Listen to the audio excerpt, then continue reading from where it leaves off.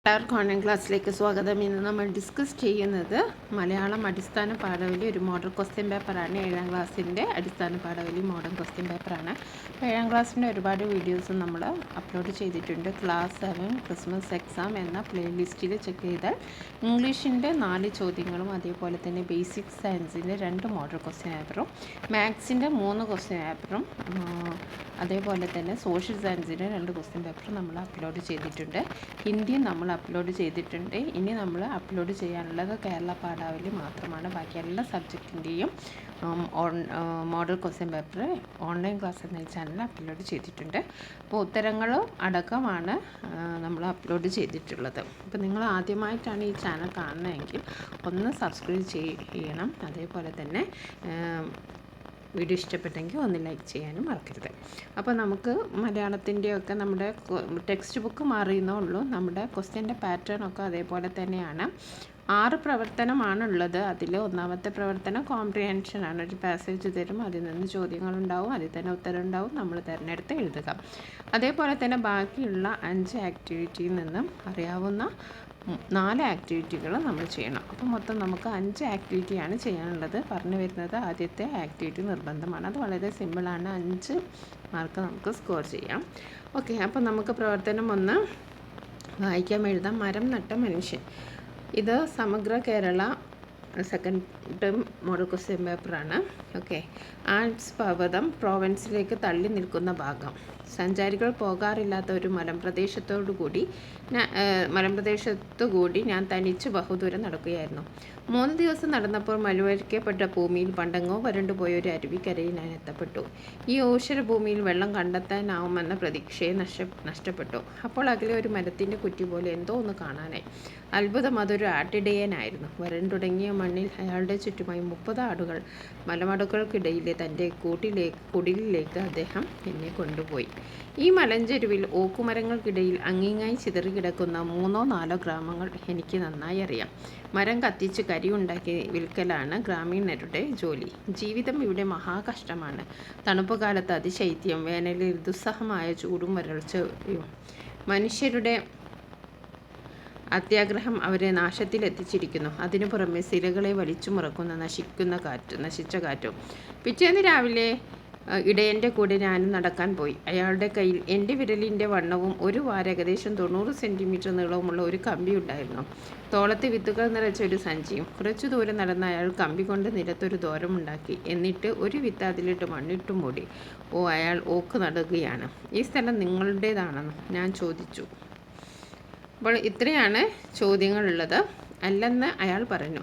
ഇത് പൊതുഭൂമിയാവണം. ആരാണ് ഇതിൻ്റെ ഉടമസ്ഥൻ എന്നറിയാൻ അയാൾക്കൊരു താല്പര്യവുമില്ല. അയാൾ അത്യുത്സാഹത്തോടെ വിത്തുകൾ നട്ടുകൊണ്ടേയിരുന്നു. ആദ്യത്തെ ചോദ്യം ഇതാണ്: ഊഷരഭൂമി എന്നതിൻ്റെ അർത്ഥം എന്ത്? വെള്ളത്തിൽ മുങ്ങിയ ഭൂമി, ചതുപ്പ്, വരണ്ട ഭൂമി, കുന്നിൻ പ്രദേശം. അപ്പോൾ ഊഷരഭൂമി എന്ന് പറഞ്ഞാൽ വരണ്ട ഭൂമി എന്നാണ് അർത്ഥം. ഇനി അടുത്ത: സഞ്ചാരികൾ പോകാറില്ലാത്ത മലമ്പ്രദേശത്ത് കൂടി നടക്കുമ്പോൾ ദൂരെ മരുക്കുറ്റി പോലെ അയാൾക്ക് കാണാനായത് എന്ത്? എന്താണ്? ആട്ടിടയനെയാണ് കാണാനായത്. സഞ്ചാരി എത്തിച്ചേർന്ന ഗ്രാമത്തിലെ കാലാവസ്ഥ ദുസ്സഹമാണ്. ഗ്രാമത്തെ ഈ അവസ്ഥയിലേക്ക് നയിച്ചതെന്ത്? മനുഷ്യരുടെ അത്യാഗ്രഹം. ഓക്കുമരം നടന്ന ഇടയൻ്റെ പ്രവൃത്തി മഹത്തരമാകുന്നത് എങ്ങനെ? പൊതുഭൂമിയെ അത്യുത്സാഹത്തോടെ അയാൾ വിത്തുകൾ നട്ടുകൊണ്ടേയിരുന്നു. ആരാണ് ഭൂമിയുടെ ഉടമസ്ഥൻ എന്നറിയാൻ അയാൾക്കൊരു താല്പര്യവും ഉണ്ടായിരുന്നില്ല. അപ്പോൾ ആദ്യത്തെ പ്രവർത്തനം ഇത്രയാണ്. നമുക്ക് രണ്ടാമത്തെ പ്രവർത്തനം നോക്കാം. ഒരു പ്രതികരണക്കുറിപ്പ് തയ്യാറാക്കാനാണ്. കാട്ടിലൂടെ പോകുന്ന ഈ റോഡ് മുറിച്ചു കടക്കുന്നത് മൃഗങ്ങളാണ്. ഇവിടെ ഒരു ബോർഡ് ഉണ്ടല്ലേ, വന്യമൃഗങ്ങൾ റോഡ് മുറിച്ചു കടക്കുന്നു, യാത്രക്കാർ ശ്രദ്ധിക്കുക. കാട് ആരതി എന്ന കവിതാഭാഗത്തിലെ മുൻനിർത്തി പ്രതികരണ കുറിപ്പ് തയ്യാറാക്കുക. ഓക്കെ, രണ്ടാമത്തെ ചോദ്യം: കാട് ആരതി എന്നതിൻ്റെ അർത്ഥം എന്താണ്? കാട് ആരുടേതാണ് എന്നാണ് അതിൻ്റെ അർത്ഥം. അപ്പോൾ നമുക്കൊരു പ്രതികരണക്കുറിപ്പ് തയ്യാറാക്കാം. വനം നിരവധി സസ്യങ്ങളുടെയും മൃഗങ്ങളുടെയും ആവാസ കേന്ദ്രമാണ്. കാരണം അവയ്ക്ക് അനുയോജ്യമായ അന്തരീക്ഷം അത് പ്രദാനം ചെയ്യുന്നു. വനത്തിലെ മൃഗങ്ങൾ അവയുടെ ആവാസ വ്യവസ്ഥയുടെ കാര്യത്തിൽ വളരെ പ്രത്യേകമാണ്. അവർക്ക് അതിജീവിക്കാൻ വനം നൽകുന്നതെല്ലാം ആവശ്യമാണ്. കാലാവസ്ഥാ വ്യതിയാനങ്ങൾക്കിടയിൽ ഈ ഇനം അവർക്ക് പൊരുത്തപ്പെടാൻ കഴിയുന്ന ഒരു പുതിയ സ്ഥലം തേടി ദേശാടനം ചെയ്യുന്നു. ഈ മൃഗങ്ങൾ താമസം മാറുമ്പോൾ ഒരിടത്തു നിന്ന് മറ്റൊരിടത്തേക്ക് മാറാൻ ആശ്രയിക്കുന്നത് സമീപത്തെ വനഭൂമിയെയാണ്. മറ്റെവിടെയും ജീവിക്കാൻ കഴിയാത്ത നിരവധി ജീവി വർഗങ്ങളുണ്ട്. അവയ്ക്ക് കാടുകളോ വനങ്ങളോ പോലെയുള്ള ആവാസ വ്യവസ്ഥ ആവശ്യമാണ്. പലപ്പോഴും ആ ആവശ്യം പ്രത്യേകമാണ്. ജനസംഖ്യ വർദ്ധിക്കുന്നതിനനുസരിച്ച് വിഭവങ്ങൾക്കായുള്ള അവരുടെ ആവശ്യങ്ങളും വർദ്ധിക്കുന്നു. അങ്ങനെ അത് വനനശീകരണത്തിലേക്ക് നയിക്കുന്നു. ഓരോ ഏക്കർ വനം നഷ്ടപ്പെടുമ്പോഴും സ്ഥലങ്ങളുടെ വികസനം, റോഡുകളുടെ നിർമ്മാണം അല്ലെങ്കിൽ തടി ഉൽപ്പാദനം തുടങ്ങിയ പ്രവർത്തനങ്ങൾ കാരണം വന്യജീവികളുടെ ആവാസ വ്യവസ്ഥകൾ വംശനാശം സംഭവിച്ചുകൊണ്ടിരിക്കുന്നു. അടുത്ത പ്രവർത്തനം നിവേദനം എഴുതാനാണ്. ഇവിടെ നോക്കൂ. നിള സംഗ്രഹാലയം പൊന്നാനി പരിപാലിക്കുന്ന മിയാവാക്കി വനം.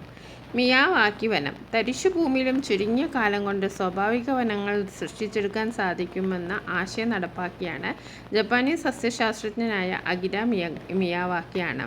150-200 വർഷം കൊണ്ട് രൂപപ്പെടുന്ന സ്വാഭാവിക വനങ്ങളെ അതേ രീതിയിൽ പരമാവധി 30 വർഷം കൊണ്ട് സൃഷ്ടിച്ചെടുക്കാമെന്ന ആശയമാണ് മിയാവാക്കി വനം. വനവൽക്കരണത്തിന് സ്ഥലപരിമിതി ഏറെയുള്ള നഗരങ്ങളിൽ വൈവിധ്യമാർന്ന മരങ്ങൾ കുറഞ്ഞ സമയം കൊണ്ട് വളർത്തിയെടുക്കാമെന്നാണ് മിയാവാക്കി വനങ്ങളെ ഏറെ ആകർഷകമാക്കുന്നത്. ഒരു ചതുരശ്ര മീറ്ററിൽ 3-4 ചെടികളാണ് വേണ്ടത്. വള്ളിച്ചെടികൾ, കുറ്റിച്ചെടികൾ, ചെറുമരങ്ങൾ, വൻമരങ്ങൾ എന്നിവ ഇടകലർത്തി നടുന്നത് വഴി വനത്തിനുള്ള പല തട്ടിലുള്ള ഇലച്ചാർത്ത് ഉറപ്പാക്കുന്നു. അടുപ്പിച്ച് നടുമ്പോൾ ചെടികൾ സൂര്യപ്രകാശത്തിന് വേണ്ടിയുള്ള മത്സരത്തിൽ കൂടുതൽ ഉയരത്തിൽ വളരുവാൻ ചെടികൾ ശ്രമിക്കുന്നു. ഓരോ സ്ഥലത്തും സ്വാഭാവികമായി വളരുന്ന ചെടികളും മറ്റും കണ്ടെത്തിയാണ് മിയാവാക്കി വനം സൃഷ്ടിക്കുന്നത്. കുറഞ്ഞ സ്ഥലത്തും വൈവിധ്യമാർന്ന മരങ്ങൾ വളർത്താവുന്ന മിയാവാക്കി വനത്തിൻ്റെ നിർമ്മാണ രീതികൾ പരിചയപ്പെട്ടല്ലോ. നിങ്ങളുടെ പഞ്ചായത്ത് ഒഴിഞ്ഞു കിടക്കുന്ന സ്ഥലത്ത് ഇത്തരത്തിലുള്ള ഒരു മിയാവാക്കി വനം വെച്ചുപിടിപ്പിച്ചുകൊണ്ട് അഭ്യർത്ഥിച്ചുകൊണ്ട് തദ്ദേശ സ്വയംഭരണ സ്ഥാപനത്തിന് നൽകുന്നതിനുള്ള ഒരു നിവേദനം തയ്യാറാക്കുക. അപ്പം നിവേദനം തയ്യാറാക്കാൻ നമുക്ക് ഒരു ഫോർമാറ്റ് ഉണ്ട്. ആദ്യം നമ്മൾ പ്രേക്ഷകർ എന്നെഴുതണം. നമ്മൾ ഫ്രം എന്നെഴുതുമല്ലോ, അതിന് പകരം പ്രേക്ഷകർ എന്നെഴുതണം. പഞ്ചായത്ത് നിവാസികൾ, അരുവിപ്പാടം പഞ്ചായത്ത്. പിന്നെ സ്വീകർത്താവ്, നമ്മൾ ആർക്കാണോ പരാതി സമർപ്പിക്കുന്നത് അയാളാണ് സ്വീകർത്താവ്. ഇവിടെ നമ്മൾ പഞ്ചായത്ത് പ്രസിഡൻറ്റിനാണ്. സ്വീകർത്താവ് എന്ന് പറഞ്ഞാൽ നമ്മൾ ആർക്കാണോ പരാതി കൊടുക്കുന്നത് ആളുടെ പേരാണ്. ഇവിടെ പഞ്ചായത്ത് പ്രസിഡൻ്റാണ് അരുവിപ്പാടം. പിന്നെ നമ്മൾ എഴുതേണ്ട വിഷയമാണ്. വിഷയം ഇവിടെ എന്താണ്? മിയാവാക്കി വനം വെച്ച് പിടിപ്പിക്കുന്ന, മിയാവാക്കി എന്നാണ്, മിയാവാക്കി വനം വെച്ച് പിടിപ്പിക്കുന്നതിന് ആവശ്യമായ നടപടി കൈക്കൊള്ളുന്നതിന് വേണ്ടി. പിന്നെ നമ്മൾ സർന്ന് എഴുതുക. നഗരങ്ങളുടെ ദ്രുതഗതിയിലുള്ള നഗരവൽക്കരണവും വിപുലീകരണവും സ്വാഭാവിക ആവാസ വ്യവസ്ഥയുടെ നഷ്ടത്തിനും ജൈവ വൈവിധ്യത്തിൻ്റെ തകർച്ചയ്ക്കും മലിനീകരണ തോത് വർദ്ധിക്കുന്നതിനും ഇടയാക്കി. നഗരപ്രദേശങ്ങളിൽ ഹരിത ഇടങ്ങൾ സൃഷ്ടിച്ചുകൊണ്ട് ഈ പാരിസ്ഥിതിക വെല്ലുവിളികളെ അഭിമുഖീകരിക്കേണ്ടത് അടിയന്തിരമായ ജൈവ വൈവിധ്യം ആവശ്യമാണ്. പുനഃസ്ഥാപിക്കുന്നതിനും വായുവിൻ്റെ ഗുണനിലവാരം മെച്ചപ്പെടുത്തുന്നതിനും സമൂഹത്തിലും മൊത്തത്തിലുള്ള ക്ഷേമം വർദ്ധിപ്പിക്കുന്നതിനുമുള്ള സുസ്ഥിരവും ഫലപ്രദവുമായ പരിഹാരം മിയാവാക്കി വനം വാഗ്ദാനം ചെയ്യുന്നു. നമ്മുടെ മുന്നിൽ നിന്ന് അപ്രത്യക്ഷമായ കിളികളെയും ശലഭങ്ങളെയും ഒക്കെ തിരിച്ചെത്തിക്കാനുള്ള മാർഗം കൂടിയാണിത്. ഒപ്പം ഭാവി തലമുറയ്ക്കായി ഒരു കരുതലും. അതിനാൽ നമ്മുടെ പഞ്ചായത്തിൽ വനം വെച്ച് പിടിപ്പിക്കാനുള്ള നടപടികൾ സ്വീകരിക്കണമെന്ന് താൽപ്പര്യപ്പെടുന്നു. അത് കഴിഞ്ഞിട്ട് വിശ്വസ്തയോടെ അരുവിപ്പള്ളം പഞ്ചായത്ത് നിവാസികൾക്ക് വേണ്ടി പഞ്ചായത്ത് പ്രസിഡൻറ്റ് ഒപ്പ്, പിന്നെ അരുവിപ്പാടവും ഡേറ്റും എഴുതാം. അപ്പോൾ നിവേദനത്തിൻ്റെ ഒരു ഫോർമാറ്റ് കൃത്യമായി പാലിക്കണം.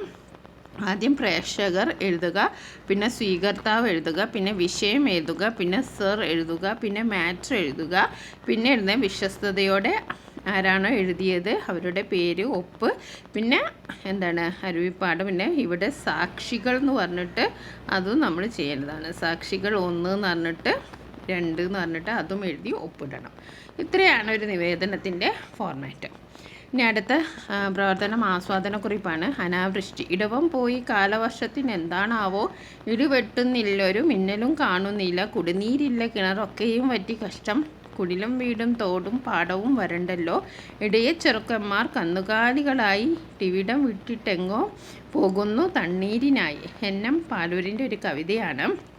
അപ്പോൾ കാലാവസ്ഥ വ്യതിയാനത്തെക്കുറിച്ച് കവി സൂചിപ്പിക്കുന്നത് എങ്ങനെ? ജലസമൃദ്ധമാവേണ്ട ഇടവപ്പാതിയിൽ വരൾച്ച പിടിമുറക്കി എന്നത് എങ്ങനെ മനസ്സിലാക്കാം? കാലാവസ്ഥ വ്യതിയാന ഇടയ ചെറുക്കന്മാർ കന്നുകാലികളുമായി സ്ഥലം വിടാൻ കാരണമെന്ത്? വരികളിലെ അക്ഷരങ്ങളുടെ ആവർത്തനം കവിഭംഗി വർദ്ധിപ്പിക്കാൻ എങ്ങനെ സഹായകമാകുന്നു? കവിത വായിച്ച് തന്നിരിക്കുന്ന ചോദ്യങ്ങളുടെ ആസ്വാദനാംശങ്ങൾ കണ്ടെത്തി അനാവൃഷ്ടി എന്ന കവിതയ്ക്ക് ആസ്വാദനക്കുറിപ്പ് തയ്യാറാക്കുക. അപ്പോൾ ആസ്വാദനക്കുറിപ്പ് തയ്യാറാക്കുമ്പോൾ നമ്മൾ എന്താണ്, കവിതയുടെ ആശയങ്ങൾ സ്വാംശീകരിച്ച് അവതരിപ്പിച്ചിട്ടുണ്ട്. അതേപോലെ ഉദാഹരണങ്ങളും തെളിവുകളും ചേർത്ത് സ്വന്തം നിരീക്ഷണങ്ങൾ അവതരിപ്പിച്ചിട്ടുണ്ട്. കവിതയുടെ സൗന്ദര്യതലം, ആശയങ്ങളുടെ സമകാലിക പ്രസക്തി എന്നിവ കണ്ടെത്തി യുക്തിപൂർവ്വം അവതരിപ്പിച്ചിട്ടുണ്ട്. ഈ കാര്യങ്ങളൊക്കെ നമ്മൾ ശ്രദ്ധിക്കണം. അപ്പോൾ നമ്മൾ ആസ്വാദനക്കുറിപ്പ് എഴുതുമ്പോൾ ആദ്യം തന്നെ നമ്മൾ എഴുതേണ്ടത് എം.എൻ. പാലൂരിൻ്റെ അനാവൃഷ്ടി എന്ന കവിതയിലെ ഒരു ഭാഗമാണിത്. അപ്പോൾ ഇവിടെ നിങ്ങൾക്ക് അറിയാം, ഇവിടെ സൂചനകളൊക്കെ കൊടുത്തിട്ടുണ്ട്. ഈ കവിതയിൽ കാലാവസ്ഥ വ്യതിയാനത്തെക്കുറിച്ചാണ് കവി പറഞ്ഞിരിക്കുന്നത്, കവി സൂചിപ്പിക്കുന്നത്. ഇടവം പോയി കാലവർഷത്തിന് എന്താണാവോ, ഇടി വെട്ടുന്നില്ലൊരു മിന്നലും കാണുന്നില്ല. അപ്പോൾ കാലവർഷം മഴ പെയ്യുന്നില്ല, ഇടവവും പോയി, ഇടവ പാതി കഴിഞ്ഞിട്ടും തോരാ മഴ പെയ്യുന്ന കാലം കഴിഞ്ഞിട്ടും മഴ വരുന്നില്ലല്ലോ എന്ന് കവി ആശങ്കപ്പെടുന്നു. പിന്നെ ഇടി വെട്ടുന്ന മാസത്തിലാച്ചാൽ ഇടിയും കാണുന്നില്ല. അപ്പോൾ ഇതിൽ നിന്നൊക്കെ കാലാവസ്ഥ വ്യതിയാനത്തെക്കുറിച്ചാണ് കവി സൂചിപ്പിക്കുന്നത്. അപ്പോൾ ജലസമൃദ്ധമാവേണ്ട ഇടവപ്പാതിയിൽ വരൾച്ച പിടിമുറയ്ക്കും. അതിന് കാരണം എന്താണ്? കുടിനീരില്ല, കിണറൊക്കെയും വറ്റി കഷ്ടം, കുടിലും വീടും തോടും പാടവും വരണ്ടല്ലോ. അപ്പോൾ എന്താണ്? കുടിനീരില്ല, വെള്ളമില്ല, കുടിലും വീടും തോടും പാടും എല്ലാം വരണ്ടുണങ്ങി. ഇടയ ചെറുക്കന്മാർ കന്നുകാലികളായി ഇവിടം വിട്ട് എങ്ങോ പോകുന്നു തണ്ണീരിനായി, അതായത് വെള്ളത്തിനായിട്ട് അവരെല്ലാം പോവുകയാണ്. കന്നുകാലികളുമായി ഇടയ ചെറുക്കന്മാർ പോവുകയാണ്. അപ്പോൾ കാലാവസ്ഥ വ്യതിയാനം പരിസ്ഥിതിയിലുണ്ടായ മാറ്റങ്ങളെയാണ് കവി ഇവിടെ സൂചിപ്പിക്കുന്നത്. പിന്നെ നിങ്ങൾക്ക് ഏറ്റവും ഇഷ്ടപ്പെട്ട വരികൾ ഇതാണെന്ന് പറഞ്ഞാൽ അത് നിങ്ങൾക്ക് എഴുതാം. അങ്ങനെ നമ്മുടെ ആസ്വാദനക്കുറിപ്പ് ഭംഗിയാക്കുക. അത് പാഠത്തിൻ്റെ പുറത്തുനിന്നുള്ളൊരു ചോദ്യമാണ്. അതെന്തായാലും നിങ്ങൾക്കൊന്ന് പ്രതീക്ഷിക്കാം. ഇനി അടുത്തത് കാർട്ടൂൺ വിശകലനമാണ്. എനിക്കൊരു പട്ടുസാരി മേടിച്ച് തന്നില്ലെങ്കിൽ പച്ചക്കറി കഴുകിയ വെള്ളം കുടിച്ച് ആത്മഹത്യ ചെയ്യും പറഞ്ഞേക്കാം. കാർട്ടൂൺ വിശകലനം ചെയ്ത് കുറിപ്പ് തയ്യാറാക്കുക. അപ്പോൾ വിഷം കഴിക്കുന്നതിന് പകരം പച്ചക്കറി കഴിച്ചാൽ മതി എന്നാണ് ഇതിൽ സൂചിപ്പിക്കുന്നത്. അപ്പോൾ അത്രത്തോളം കഠിനമാണ് ഇപ്പോഴത്തെ പച്ചക്കറിയിലുള്ള വിഷാംശങ്ങൾ. വിഷം മരിക്കണമെങ്കിൽ നമ്മൾ ഈ പച്ചക്കറി കഴിച്ചാൽ മതി എന്നാണ് ഈ കാർട്ടൂണിൽ നിന്ന് നമുക്ക് മനസ്സിലാകുന്നത്. നമ്മുടെ നിത്യോപയോഗ സാധനങ്ങളിൽ പ്രത്യേകിച്ച് പച്ചക്കറി അടങ്ങിയിരിക്കുന്ന വിഷത്തിൻ്റെ കാഠിന്യം എത്രത്തോളം ഉണ്ട് എന്ന് സൂചിപ്പിക്കുന്ന ഒരു കാർട്ടൂണാണിത്. വീട്ടാവശ്യത്തിന് പച്ചക്കറി വാങ്ങാൻ കടയിൽ ചെല്ലുന്ന മിക്കവരും പുഴുക്കേടില്ലാതെ യാതൊരു തിളക്കത്തോടെ ഇരിക്കുന്ന പച്ചക്കറികളാണ് തിരഞ്ഞെടുക്കാറ്. എന്നാൽ അവയിൽ ഒട്ടുമിക്കവാറും കീടനാശിനികൾ ഉഗ്രവിഷമുള്ള കീടനാശിനികൾ തളിച്ച് വളർത്തി ഉണ്ടാക്കിയവയോ ചെടിയിൽ നിന്ന് പറിച്ചെടുത്ത ശേഷം കീടനാശിനി മുക്കിയവയോ ആണെന്ന് മിക്കവരും അറിയാറില്ല. പ്രത്യേകിച്ച് കാബേജ്, കോളിഫ്ലവർ പോലുള്ള പച്ചക്കറികൾ വ്യാപകമായി കേരളത്തിലേക്ക് അയക്കുന്ന സൂചിപ്പിക്കുന്ന എന്താണ്? പച്ചക്കറിയിലുള്ള ഉഗ്രമായിട്ടുള്ള വിഷത്തെക്കുറിച്ചാണ് ഇത് സൂചിപ്പിക്കുന്നത്. ഇനി അടുത്ത നമുക്ക് ഒരു ഉപന്യാസമാണ്. കേരളത്തിന് കൈത്താങ്ങായി തമിഴ് താരവും ചെന്നൈ കാഞ്ചന സിനിമയിലൂടെ ഇന്ത്യ ഒട്ടാകെ ആരാധകരെ സമ്പാദിച്ച നടനും സംവിധായകനുമായ രാഘവ ലോറൻസ് കേരളത്തിൻ്റെ പ്രളയ ദുരിതാശ്വാസ പ്രവർത്തനങ്ങൾക്ക് 1 കോടി രൂപ സംഭാവന ചെയ്തു. ചെറുപ്പത്തിൽ ഒരുപാട് ദുരിതം അനുഭവിച്ച് വളർന്നതിനാൽ സഹജീവികളോട് കാണിക്കുന്ന സ്നേഹത്തിൻ്റെയും കരുണയുടെയും പേരിലാണ് അദ്ദേഹം ജനഹൃദയങ്ങൾ കീഴടക്കിയത്. പ്രതിഫലത്തിൻ്റെ ഭൂരിഭാഗവും ജീവകാരുണ്യ പ്രവർത്തനങ്ങൾക്ക് വേണ്ടിയാണ് നടൻ ഉപയോഗിക്കുന്നത്. 2018 പ്രളയത്തിൽ കേരളം തകർന്നപ്പോൾ ധനസഹായമായി എത്തിയവരിൽ ഒരാൾ രാഘവ ലോറൻസ് ആയിരുന്നു. കേരളത്തിൻ്റെ പ്രകൃതി എനിക്ക് വളരെ ഇഷ്ടമാണ്. ദൈവത്തിൻ്റെ സ്ഥലം പോലെ തോന്നുന്നു. പക്ഷേ പ്രളയം വന്നപ്പോൾ അവിടെയുള്ള വീടുകൾ എല്ലാം ഇടിഞ്ഞു വീണു. പ്രകൃതി തന്നെ പ്രളയത്തിൽ മുഴുവനായി തകർന്നു. ആ കാഴ്ച എന്നെ വല്ലാതെ വേദനിപ്പിച്ചു. ആ തുക ഉപയോഗിച്ച് പരമാവധി വീടുകൾ നിർമ്മിച്ചു നൽകാനാണ് ഞാൻ ആവശ്യപ്പെട്ടത്. ആ 1 കോടി കൊടുക്കാതെ വീട്ടിൽ വെച്ചിരുന്നെങ്കിൽ ചിലപ്പോൾ ഞാൻ കുറച്ച് സ്ഥലം വാങ്ങുമായിരിക്കും, അല്ലെങ്കിൽ സ്വർണമോ വാഹനമോ ആഡംബരത്തിന് വേണ്ട മറ്റേതെങ്കിലും സാധനങ്ങളോ വാങ്ങുമായിരിക്കും. അതൊക്കെ വെറും വസ്തുക്കളല്ലേ. പക്ഷേ ആ തുക കൊണ്ട് എത്രയോ ആളുകളുടെ കണ്ണീരൊപ്പം കഴിഞ്ഞത് എനിക്ക് അതിനേക്കാൾ സന്തോഷം നൽകുന്നു. അദ്ദേഹം പറഞ്ഞു. പത്രവാർത്തയാണ്. നാട്ടുജീവിതത്തിൻ്റെ ഭാരങ്ങളിൽ അർത്ഥശൂന്യമായി ഇടപെട്ടുകൊണ്ടിരിക്കുന്ന ചില നിരർത്ഥക പ്രവർത്തനങ്ങൾ കിണറ്റിൽ വീണ പൂച്ചയെ എങ്ങനെ കരകയറ്റാം എന്ന കഥയിലും നാം കണ്ടു. അവശ്യ സന്ദർഭങ്ങളെ സ്വന്തം താല്പര്യങ്ങളെ മാറ്റി നിർത്തി മറ്റുള്ളവർക്ക് സഹായകമാകാൻ തയ്യാറാകേണ്ടതിൻ്റെ ആവശ്യകതയെക്കുറിച്ച് ഒരു ലഘു ഉപന്യാസം തയ്യാറാക്കുക. രണ്ടാമത്തെ ചോദ്യം, വെള്ളത്തിൽ വീണ് പൂച്ച നേരത്തെ മാടിയിൽ അഭയം തേടിയതാവും. അടിവരയിട്ട പദത്തിന് പകരം പദം. കിണർ, തൊടി, മാളം. മാടി എന്ന് പറഞ്ഞാൽ മാളമാണ്. നമുക്ക് ഒരു ഉപന്യാസം നോക്കാം. സമകാലിക സാമൂഹിക പ്രസക്തിയുള്ള ഒരു കഥയാണ് കിണറ്റിൽ വീണ പൂച്ചയെ എങ്ങനെ കയറ്റാം. അയൽപക്കത്തെ രോഗികളെ പോലും സന്ദർശിക്കാൻ ആളുകൾ മടിക്കുന്ന ഇക്കാലം നമുക്ക് മുന്നിലുണ്ടാകുന്ന സാമൂഹിക പ്രശ്നത്തോടുള്ള ആളുകളുടെ ഒറ്റയ്ക്കും കൂട്ടായ്മയുമുള്ള പ്രതികരണങ്ങളും പ്രശ്നപരിഹാരത്തിന് യോജിച്ച പ്രയത്നം ആവശ്യമാണ് എന്ന തിരിച്ചറിവും നൽകാൻ കഴിഞ്ഞിട്ടുണ്ട്. ഒരു ചെറിയ കാരുണ്യ പ്രവൃത്തി ഒരുപാട് മുന്നോട്ട് നമ്മെ കൊണ്ടുപോകും. നമ്മൾ സഹായിച്ച ആളുകളുടെ മുഖം നമ്മൾ ഓർക്കുന്നില്ല, പക്ഷെ അവർ നമ്മുടെ ദയ എന്നേക്കുമായി ഓർക്കും. സഹായിക്കുന്നത് പോലും പകർച്ചവ്യാധിയാണ്. അത് പടരാൻ കഴിയും. ഒരു വ്യക്തി മറ്റൊരാളെ സഹായിക്കുന്നത് പോലെ ആളുകളെ സ്വയം സഹായിക്കാൻ, മറ്റുള്ളവരെ ഉയർത്താൻ ഇതിന് കഴിയും. ശാസ്ത്ര സാങ്കേതിക രംഗങ്ങളിൽ മനുഷ്യർ വളരെയേറെ പുരോഗതി നേടിയെങ്കിലും ഭൂരിഭാഗം ജനങ്ങളും ദാരിദ്ര്യവും കഷ്ടപ്പാടും അനുഭവിച്ചു കൊണ്ടിരിക്കുകയാണ്. ആഗ്രഹങ്ങളും ആവശ്യങ്ങളും ദിവസം പ്രതി വർദ്ധിച്ചു വരുന്നു. തൻ്റെ ആഗ്രഹങ്ങൾ സഫലീകരിക്കാനായി ഏത് വഴിയും സ്വീകരിക്കാൻ മനുഷ്യൻ മടുക്കുന്നില്ല. തൻ്റെ പ്രവൃത്തിയിൽ മറ്റുള്ളവരെ എങ്ങനെ ബാധിക്കും എന്നതിനെക്കുറിച്ച് ആരും ചിന്തിക്കുന്നതേ ഇല്ല. ഇനി നമുക്കൊരു പത്രവാർത്ത തയ്യാറാക്കാനാണ്. കിണറ്റിൽ വീണ പൂച്ചയെ എങ്ങനെ കയറ്റാം എന്ന കഥ വായിച്ചല്ലോ. വീടിനടുത്ത് സാംസ്കാരിക സമ്മേളനത്തിൽ ഉദ്ഘാടകനായി പോകേണ്ടിയിരുന്ന കഥാകാരന് വീട്ടിലെ കിണറ്റിൽ പൂച്ച വീണതിനെ തുടർന്ന് സമയത്തിന് പോകാനായില്ല.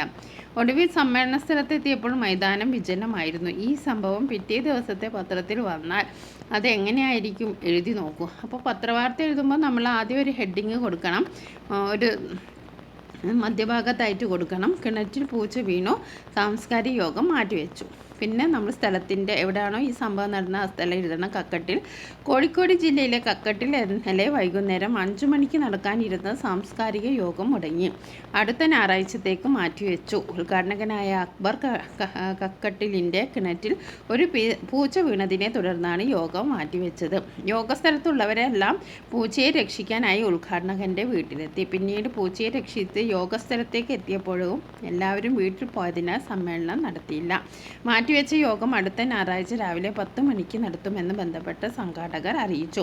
ഇതിനെ തുടർന്ന് ജനങ്ങൾക്കുണ്ടായ ബുദ്ധിമുട്ടിന് സംഘാടകർ ഖേദം പ്രകടിപ്പിച്ചു. അന്നേ ദിവസം മൈക്ക് ഓപ്പറേറ്റർ ഉണ്ടായ ധനനഷ്ടം പരിഹരിച്ചു. ഇനി നമുക്ക് അടുത്ത ചോദ്യം നോക്കാം. പ്രതികരണ കുറിപ്പ് തയ്യാറാക്കുക. ഗോത്രജനത മണ്ണിനെയും മഴയെയും സസ്യങ്ങളെയും മനുഷ്യരെയും തനിക്ക് ചുറ്റുമുള്ള സർവ്വചരാചരങ്ങളെയും അവരുടെ ആവാസ വ്യവസ്ഥയുടെ ഭാഗമെന്ന പോലെ കരുതുന്നവരാണ്.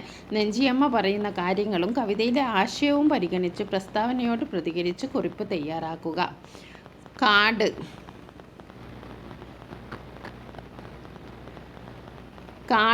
ആരും നട്ടു വളർത്തിയതല്ല. മക്കൾ ഉറങ്ങിയ കാടാണ്. ഗോത്രജനത വളർന്ന കാട്. അവരെ സംരക്ഷിച്ചതും കാടാണ്. ഗോത്രജനത കാടിനെ തങ്ങളുടെ ആവാസ ഭൂമിയായി കാണുന്നു, സ്വയം ഭവനമായി കാണുന്നു. കാട് അവരുടെ ആവാസ വ്യവസ്ഥയുടെ ഭാഗമാണ്. അവർക്ക് പിറക്കുമ്പോൾ തന്നെ പാട്ടുണ്ട്. ഒത്തുകൂടിയിരുന്ന് പാട്ടുപാടി രസിക്കുക അവരുടെ വിനോദമാണ്. ഒരു ജീവിതം മുഴുവനും കേട്ടാലും മതിവരാത്ത പാട്ടുകളുണ്ട് അവർക്ക്. നഞ്ചിയമ്മ പറയുന്നത് സത്യമാണ്. കാടിനുള്ളിലുള്ള സർവ്വചരാചരങ്ങളും ഒത്തുചേർന്ന് ജീവിക്കുകയാണ് ഞങ്ങൾക്ക്. ചന്ദനമരം പൂത്താലും മറ്റ് ചെടികൾ പൂത്താലും ഞങ്ങൾ സന്തോഷിക്കും. കാട്ടുമക്കൾ ഉറങ്ങുന്ന, അവരെ പോറ്റുന്ന, അവർ അന്തിമമായി ഉറങ്ങുന്ന സ്ഥലമാണ് കാട്. അത്ര പരിശുദ്ധമാണ് അവർക്ക് കാട്. കാട് എന്നും ഒന്നായി നിൽക്കും. എന്നാൽ നാടോ ഒന്നിനോടൊന്നും ബന്ധമില്ലാതെ ഒന്നൊന്നായി നിൽക്കും. ഈ സത്യമാണ് നെഞ്ചിയമ്മയുടെ വാക്കിൻ്റെ പൊരുൾ. കാട് ആരുടേതാണ് എന്ന കവിതയും ഇത് തന്നെയാണ് സ്ഥാപിക്കുന്നത്. ഇനി അടുത്ത ചോദ്യം നോക്കാം. സ്നേഹസുന്ദര പാതയിലൂടെ എന്ന യൂണിറ്റിലെ പാഠഭാഗങ്ങൾ വിലയിരുത്തി സമകാലിക സാമൂഹിക പ്രശ്നങ്ങൾ ആധുനിക കാലഘട്ടത്തിലെ പ്രസക്തി എന്ത് എന്നതിനെക്കുറിച്ച് പ്രതികരണ കുറിപ്പ് തയ്യാറാക്കുക. കാടും കടലും മറ്റും കാടും കടലും കാറ്റും മഴയുമൊക്കെ ഒന്നായി തീരുന്ന ഒരു അനുഭൂതി പ്രകൃതി നമ്മെ കാട്ടിത്തരുന്നു. ഒറ്റപ്പെട്ട് കിടക്കുന്ന തുരുത്തുകളിലേക്ക് കവി പോകാൻ ആഗ്രഹിക്കുന്നത് തുരുത്തിലെ ജനതയെ മുഖ്യധാരയിലേക്ക് എത്തിക്കുന്നതിനു വേണ്ടിയാണ്. സ്നേഹം കൊണ്ട് മാത്രം അവിടെയുള്ള മനുഷ്യർ ദുരിതത്തിനും രോഗബാധ നിറഞ്ഞ അവസ്ഥയിലും ഔഷധമായി മാറുന്നുണ്ട്. ഇവിടെ തുരുത്ത് സ്നേഹത്തിൻ്റെ തുരുത്തായി മാറുന്നു. കാടിനെ നാടുമായി ചേർക്കേണ്ടതിന് നാം അതിരുകളില്ലാത്ത സ്നേഹത്തിൻ്റെ പാത സ്വീകരിക്കേണ്ടതുണ്ട്. കഥാനായകൻ്റെ വീട്ടിലെ കിണറ്റിൽ വീണ പൂച്ചയെ രക്ഷിക്കാൻ നാട്ടുകാർ ഒത്തുകൂടിയതിൻ്റെ പിന്നിലെ മനോഭാവവും സഹജീവി സ്നേഹമാണ്.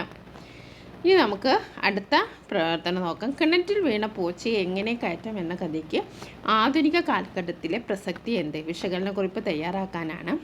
സഹായം ആവശ്യമുള്ളവർക്കും ദുർബലരായവർക്കും നാട്ടുംപുറത്തെ ജീവിതത്തിൽ ഏറെ സഹായഹസ്തങ്ങൾ ലഭ്യമാകും. കൂട്ടായ്മകളാണ് പലപ്പോഴും പ്രശ്നപരിഹരണത്തിന് ആധാരം. സഹതാപവും അനുതാപവും ഈ സമൂഹത്തിൻ്റെ പ്രവർത്തനങ്ങളിലുണ്ടെന്ന് കഥ വെളിപ്പെടുത്തുന്നു. നാടിൻ്റെ ഉത്തരവാദിത്തമായി അത് മാറുന്ന കാഴ്ച കഥയിലുടനീളമുണ്ട്. സ്വന്തം വീട്ടിൽ കിണറ്റി വീഴുന്ന പൂച്ചയെ കരകയറ്റാൻ ആളുകളെ തേടിപ്പോകുന്നവരെ ക്രിയാത്മകമായി വിമർശിക്കുന്നുമുണ്ട് ഈ കഥ. സാമൂഹിക പ്രശ്നത്തിൽ ഇടപെടുന്നതിനും സാമൂഹിക നീതിക്കായി സംഘം ചേരുന്നതിനും ഓരോ വ്യക്തിയും പ്രവർത്തിക്കണം. വ്യക്തിപരമായ പ്രശ്നങ്ങൾക്കപ്പുറം സാമൂഹിക പ്രശ്നങ്ങൾ നിർദ്ധാരണം ചെയ്യാൻ തൽപരരായവരുടെ ഒരു ലോകം എഴുത്തുകാരൻ കഥയിലൂടെ ആവിഷ്കരിക്കുന്നു. സമൂഹത്തിൽ ഒരു പ്രശ്നം ഉണ്ടാകുമ്പോൾ അതിൽ ഇടപെടുന്നവർ പ്രത്യേക തരമായിരിക്കും. എല്ലാവർക്കും ഒരേ മാനസിക ഭാവം ആയിരിക്കില്ല. ചിലർ പ്രശ്നത്തെ സൂക്ഷ്മമായി വിശകലനം ചെയ്യും. ചിലർ അത് പരിഹരിക്കാനായി പരമാവധി പരിശ്രമിക്കും. മറ്റു ചിലർ അത് വഷളാക്കും. ഇനിയും ചിലർ അതിനെ ഒരിക്കലും പരിഹരിക്കാൻ കഴിയാത്ത വിധം സങ്കീർണമാക്കും. ചിലർ കൈകെട്ടി നോക്കി നിൽക്കും. ചിലർ അതിലൊരു പങ്കാളിത്തവും വഹിക്കാതെ നേട്ടത്തിൻ്റെ അവകാശം ഏറ്റെടുക്കും. ഇത്തരക്കാർ മുഴുവൻ പൂച്ചയുമായി ബന്ധപ്പെട്ട പ്രശ്നത്തിൽ ഇടപെടാൻ എത്തുന്നുണ്ട്. ഇനി നമുക്ക് അടുത്ത ചോദ്യം നോക്കാം. കവിതയ്ക്ക് ആസ്വാദനക്കുറിപ്പ് തയ്യാറാക്കാം. ഫാത്തിമ തുരുത്ത് എന്ന കവിത പരിചയപ്പെട്ടപ്പോൾ നിങ്ങളുടെ മനസ്സിൽ രൂപപ്പെട്ട ചിന്തകൾ എന്തെല്ലാം? കുരീപ്പുഴ ശ്രീകുമാർ എഴുതിയ കവിത ഫാത്തിമ തുരുത്തിൽ ഒറ്റപ്പെട്ട സാമൂഹിക ജീവിതമാണ് ചർച്ച ചെയ്യുന്നത്. തുരുത്തിലെ മനുഷ്യർ, അവരുടെ ജീവിതം, അവിടുത്തെ ജീവികൾ, തുരുത്തിലെ ചുറ്റുപാട് ഇവയെല്ലാം ഈ കവിതയിൽ തെളിയുന്നു.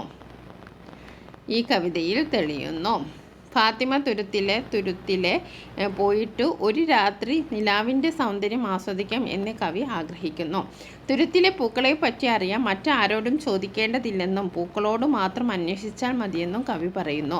കായലിൽ സ്വപ്നം കണ്ട് ജീവിക്കുന്ന പായൽമാലയിട്ട കൊപ്ലുമീനിനെ ഏറ്റവും ഭംഗിയോടെ ഏറ്റവും ഇണക്കത്തോടെ വല വിരിച്ച് ഇണക്കിയെടുക്കുന്നത് തുരുത്തിലെ മനുഷ്യരും മറ്റു ജീവജാലങ്ങളും തമ്മിലുള്ള സൂക്ഷ്മബന്ധത്തെ സൂചിപ്പിക്കുന്നു.